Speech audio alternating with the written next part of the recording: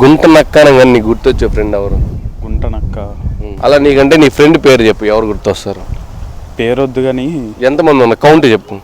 కొండ అంటే నాకు ఒక 2-3 ఉన్నారు. 2-3 ఉన్నారు. మీ పేరు చరణ్? చరణ్. చరణ్ గారికి అయితే 2-3 ఉన్నారంటే గుంట నక్కలో. సరే, యదవారంగానే ఎవరు గుర్తొస్తారు నీ ఫ్రెండ్స్ లో? యదవ అంటే నా ఫ్రెండ్సే వస్తారు అనమాట. అందరూ ఫ్రెండ్స్ ఉంటారు కదా.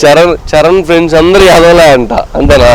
అంతే కదా, ఏదో ఒకటి చేస్తుంటాం కాబట్టి. ఏదో ఒక పెద్ద పనులు చేస్తా ఉంటాం. సరే, పెత్తరోడు అనగానే ఎవరు గుర్తొస్తారు? ఉన్నారా? ఉన్నారు. పేరు చెప్పు, ఒకరిదైనా పేరు చెప్పాలి. పెత్తరోడు, బయట పెత్తరోడు రా అలా. పెత్తరోడు అంటే కొంచెం చెప్తారా క్లారిటీగా? పెత్తరోడు అంటే గలబా చేస్తా ఉంటాడు క్లాస్ రూమ్ లో, పెత్తర పనులు. ఇప్పుడు అది ఆడ తాకొద్దురా అంటే అదే తాగుతాడు అలాగా. అది అలా ఉన్నారు. మా క్లాస్ లో జయప్రకాష్ అనే అబ్బాయి ఉన్నాడు.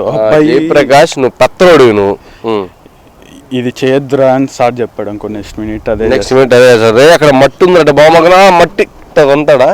తన్నేది కాదు, తీసుకుని చేస్తాడు. సరే, నీకు నువ్వేం ట్యాగ్ ఇచ్చుకుంటావు?